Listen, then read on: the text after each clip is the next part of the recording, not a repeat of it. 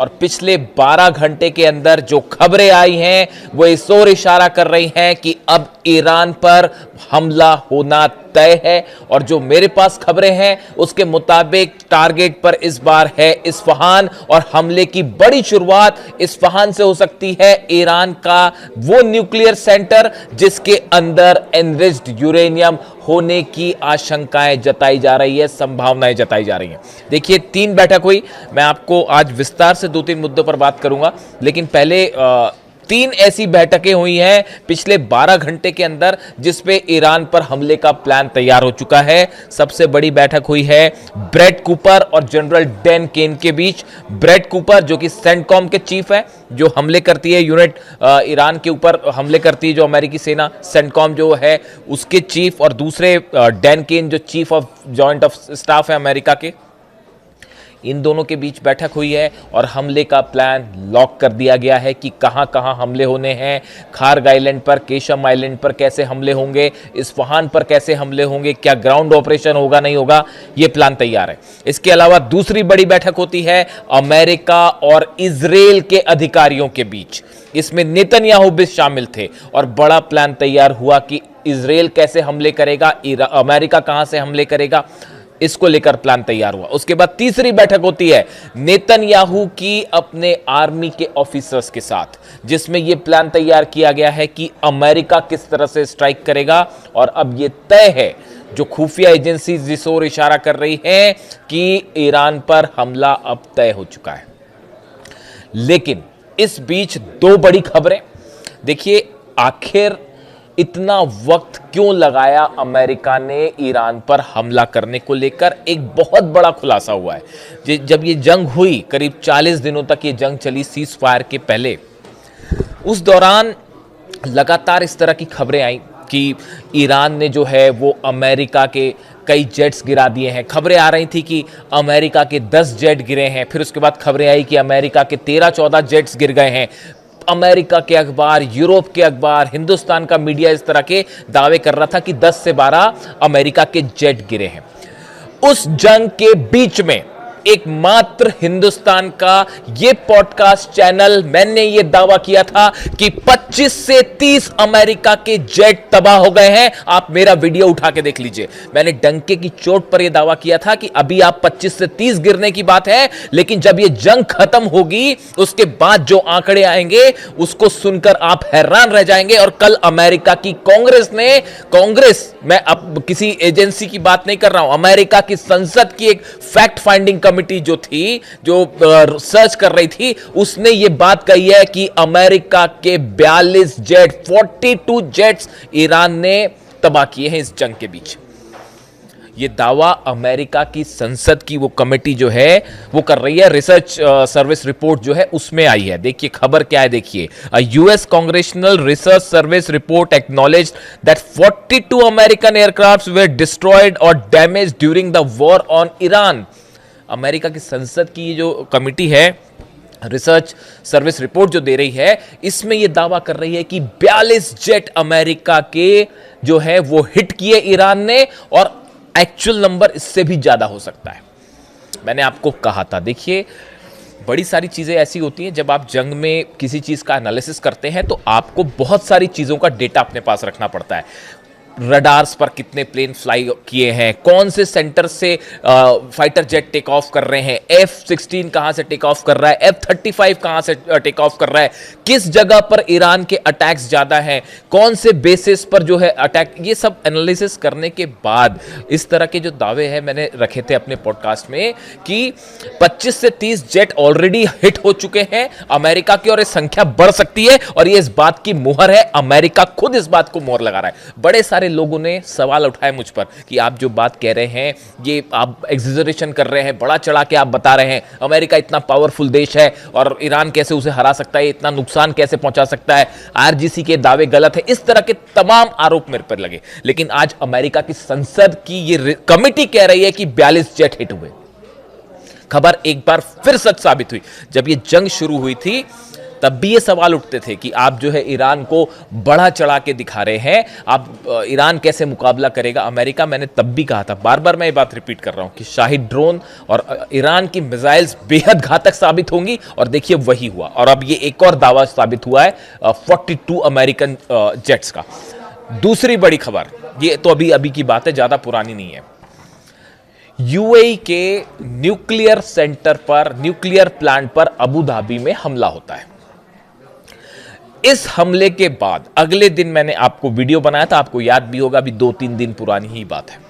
मैंने वीडियो बनाया था, मैंने आपको यह कहा था कि यह हमला किसकी तरफ से हुआ है यह साफ नहीं है, यह फॉल्स फ्लैग ऑपरेशन हो सकता है। जो रडार्स बता रहे थे, जो चाइना से खबरें थी, सोर्सेस से बड़ी सारी चीजें होती हैं जो आपको एनालाइज करनी होती है। जो रशिया और चाइना के सैटेलाइट्स जो बात बता रहे थे, वो ये कह रहे थे कि सऊदी अरब का एयर स्पेस ट्रैवल करके ये ड्रोन्स आए थे जिन्होंने अबू धाबी में न्यूक्लियर प्लांट पर हमला किया। और अब ये बात निकल के सामने आ रही है, इस तरह के दावे ईरान कर रहा है कि ये हमले इजराइल ने करवाए थे। इजराइल ने यूएई में अबू धाबी में न्यूक्लियर प्लांट पर हमला नेतन्याहू के कहने पर करवाया गया। इजराइल ने ड्रोन भेज के हमले करवाए गए। इराक में 2 सीक्रेट बेसेस हैं इजराइल के, इस तरह की खबरें हैं। और वहां से ये जेट्स ने, ये ड्रोन्स ने टेक ऑफ किया था। जो 3 ड्रोन आए थे, 2 को यूएई ने मार गिराया, तीसरा अबू धाबी में उस जनरेटर पर गिर गया जो न्यूक्लियर प्लांट का था। और मकसद यह था कि ईरान और यूएई के बीच हालात खराब हो जाएं। यह कोशिश थी इजराइल की। इस तरह की बात ईरान ने अपने नई रिपोर्ट में कही है, जो कि सैटेलाइट से इमेजेस आई हैं उसके आधार पर। देखिए, मैंने वीडियो बनाया था, आपको मैंने यही सवाल उठाए थे कि आखिर ड्रोन आया। ये बहुत आसान होता है कि कहीं पे भी किसी भी अरब देश पर हमला हुआ, उसके बाद आपने दावे कर दिए। भाई, ईरान ने कोई क्लेम नहीं किया, आईआरजीसी की तरह आपको पैटर्न भी समझना पड़ेगा। ईरान की तरफ से जब भी जो भी हमले हुए, ईरान की सेना उसको क्लेम करती है कि हां, हमने अमेरिकी शिप पर हमला किया, हां, हमने जो है अमेरिकी एयरप्लेन को गिरा दिया। इस तरह के दावे ईरान की सेना अपनी तरफ से करती है। लेकिन यूएई पर जब हमला होता है, न्यूक्लियर सेंटर पर जब हमला हुआ, न्यूक्लियर प्लांट के बीच, एक तो अचानक से बीच में हमला हो गया, कुछ इस तरह की कोई घटनाक्रम तो था नहीं, लेकिन वो हमला हो जाता है। उसके बाद आईआरजीसी की तरफ से कोई बयान नहीं आया, यहां तक कि यूएई ने भी कुछ नहीं कहा कि ये ईरान ने हमला किया या नहीं किया। इस तरह की खबरें आ रही थी कि हूती ने करा दिया होगा हमला, इस तरह की खबरें चल रही थी। लेकिन देखिए, कोई भी चीज छुपती नहीं है। सैटेलाइट्स जो है चाइना के भी, रशिया के भी, वो एक एक चप्पे चप्पे पे मिडिल ईस्ट पे है, और हर चीज जो निकल के सामने आ जाती है। और अब जो बताया जाता है कि इसको समझने के बाद जो चीजें निकल के आई कि ये हमला इजराइल की तरफ से करवाया गया था, ऐसा दावा ईरान कर रहा है। देखिए, इंटरेस्टिंग बात देखिए। और यूएई में न्यूक्लियर सेंटर पर जब हमला हुआ, उसके बाद जब यह स्थिति बनी कि डोनाल्ड ट्रंप का बयान आता है, क्या बयान आया कि भाई मैं हमला करने जा रहा था, हम तैयार थे हमला करने के लिए, लेकिन सऊदी ने कहा, कतर ने कहा और यूएई ने कहा, इसलिए मैंने हमला टाल दिया। अब आप खुद सोचिए, अगर यूएई के न्यूक्लियर पावर प्लांट पर ईरान ने हमला करवाया होता, तो यूएई अमेरिका को हमला करने कहता या रोकने कहता? लेकिन यूएई की तरफ से बताया जाता है कि हमला रोकने के लिए कहा गया अमेरिका को। वजह यह थी कि यूएई के पास भी यह सबूत थे कि यह हमला ईरान ने नहीं किया और यह फॉल्स फ्लैग ऑपरेशन था। मैंने अपने वीडियो में मैंने आपको बात बताई थी कि अरब देशों को ईरान से भिड़ा के इस पूरे इलाके में अपना प्रभुत्व जमाने की कोशिश हो रही है, और कौन कहां कैसे हमला कर रहा है इसके बारे में कोई साफ रिपोर्ट सब तक सामने नहीं आई। आप विश्वास मत कीजिए, और देखिए वही बात निकल के सामने आ रही है। दूसरा बड़ा दावा जो है वो सही साबित हो रहा है कि फॉल्स फ्लैग ऑपरेशन था। अब देखिए तीसरी बड़ी बात, ये जो हमले बार बार जो खबर आ रही है कि हमले जो हैं होने जा रहे थे, लेकिन इतना टाइम डोनाल्ड ट्रंप ने क्यों लिया? इसकी बहुत बड़ी वजह है ये जो 42 एयरक्राफ्ट गिरे हैं अमेरिका के या हिट किए ईरान ने, इसके बाद अब रिपोर्ट यह है पेंटागन की कि अगर अमेरिका के जेट्स हमला करते हैं तो बड़ी संख्या में रशिया ने और चीन ने अपना defence system, defence missiles provide कर दी हैं ईरान को इस सीज फायर के दौरान। ऐसी खबरें हैं। और ईरान ने अमेरिकन जेट्स का एक एक मूवमेंट जो है वो समझने की कोशिश की कि अमेरिकी जेट जब हमला करते हैं तो वो कहां से टेक ऑफ करते हैं, कितना मिनट लेते हैं हमला करने में, उनमें हवा में रिफ्यूलिंग कब की जाती है, कितने समय तक फ्यूल अवेलेबल होता है, रिफ्यूलिंग कैसे होती है, कौन से जेट रिफ्यूलिंग करते हैं, जो जेट रिफ्यूलिंग करते हैं KC-135 वो कहां से उड़ते हैं, इन्हें राउंड अबाउट लेने में कितना टाइम लगता है, एक एक चीज की जानकारी ईरान के पास है। और पेंटागन को यह पता है कि अगर अब की बार हमला होता है तो हो सकता है ये 42 इस बार गिरे, अगली बार 100 से ज्यादा अमेरिकन प्लेन्स गिर जाएं। बिल्कुल आश्चर्य की बात नहीं होगी ये। एक एक चीज की ईरान ने एनालिसिस करके बैठा। ईरान की अगर हमला होता है तो कैसे अमेरिकन जेट्स गिराए जाएं, और इसकी हरी झंडी जानते हैं आप कहां से आई है? बीजिंग से आई है।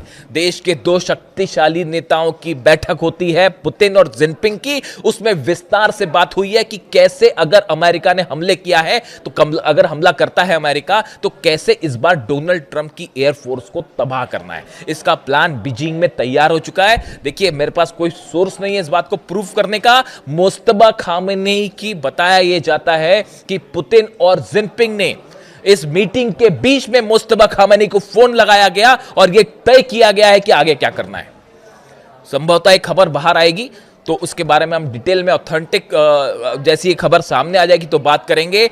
मैं रिपीट करता हूं आपको, पुतिन और जिनपिंग की मुलाकात के बीच ऐसी खबरें हैं कुछ खुफिया सोर्सेस से, मुस्तफा खामेनी को ईरान फोन लगाया गया, सुप्रीम लीडर को, और उनको बताया गया कि अगर हमला होता है तो क्या किया जा सकता है। कल मुस्तफा खामेनी का बयान आया है कि या तो हम शहीद होंगे या हम जीतेंगे, हम सरेंडर नहीं करेंगे। और ये पुतिन और जिनपिंग के बयानों के बाद आया है। आप जिनपिंग और पुतिन के बयान देखिए कि वो क्या कह रहे हैं। पुतिन का बयान ये आ रहा है, उन्होंने इस बात को साफ कर दिया है। देखिए, यूरेनियम को लेकर बातचीत कर दी गई है, जो ऑप्शन है वो सामने रख दिया गया है और ये डेड एंड है, आखिरी ऑप्शन है बस, कि अगर यूरेनियम रूस को दे दिया जाए, शायद हो सकता है ईरान इसके लिए तैयार हो जाए। लेकिन सवाल यह है कि क्या ट्रंप तैयार होंगे? न्यूक्लियर मुद्दे को लेकर ईरान और अमेरिका के बीच किसी तरह की कोई बातचीत अभी आगे बढ़ती नहीं दिख रही। इसलिए अगर आपको इस तरह की खबरें मिल रही हैं कि कहीं कोई डील की संभावना है, कोई डील हो जाएगी, वो डील नहीं होने वाली। ये जो तीन देश कोशिश कर रहे हैं, पूरा अरब कोशिश कर रहा है, क्योंकि ये बात अब सबको समझ आ चुकी है, खास तौर पर सऊदी को, सऊदी अरब को। मोहम्मद बिन सलमान जो है क्राउन प्रिंस, उनको ये बात समझ आ चुकी है कि अगर ईरान पर हमला होता है उसका नतीजा होगा कि वो जो एक 2030 का अपना एक पावरफुल इकोनॉमिक प्लान लेके चल रहे हैं वो पूरी तरह से जलकर खाक हो जाएगा। और इस बार जंग बेहद भयानक होने वाली है। अब्बास अराक्ची साहब का बयान देखिए, उन्होंने ये क्या कहा। Months after initiation of war on Iran, US Congress acknowledges loss of dozens of aircraft worth billions. Our powerful armed forces are confirmed as first to strike down a touted F-35. Abbas Araghchi साहब ने कहा कि भैया हमारी जो सेना है उसने पहली बार जो F-35 जिसके बड़े गुणगान गाए जाते थे, हमने पहला F-35 डाउन किया है और ये ईरान की सेना ने कर दिखाया।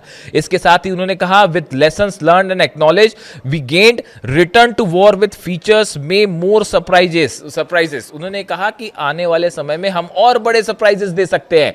ये इशारा है एक बार अब्बास अराक्ची साहब विदेश मंत्री का ये कहना। बार बार देखिए ईरान की तरफ से बात कही जा रही है कि अगर अमेरिका ने हमला किया तो बड़ा सरप्राइज दिया जाएगा। ये बड़ा सरप्राइज क्या हो सकता है? क्या ये बड़ा सरप्राइज, ये जो 42 जेट गिरे, क्या इसी अंदाज में डिफेंस सिस्टम के जरिए जवाब दिया जाएगा? क्या बाबल मंदेब बंद कर दिया जाएगा, या फिर उस मिसाइल्स का इस्तेमाल किया जाएगा जिनकी रेंज पिछली मार के मुताबिक और ज्यादा है? और क्या नए ठिकाने निशाने पर होंगे? अरब तो पूरा जलेगा ही जलेगा, इसमें तो कोई शक ही नहीं है। तो ये इस ओर इशारा कर रहा है कि अगर जंग है तो अगर जंग होती है, अमेरिका हमला करता है, तो इस बार शायद पिछली बार के मुकाबले और घातक जंग देखने को मिले। इसमें कोई शक नहीं है कि कम से कम मिडिल ईस्ट में वर्ल्ड ऑर्डर बदल चुका है। यहां पे पुतिन, जिनपिंग और ईरान की परमिशन के बिना अब किसी तरह का कोई फैसला नहीं दिया जा सकता। हॉर्मुज में दोनों के जहाज आमने सामने खड़े हुए हैं।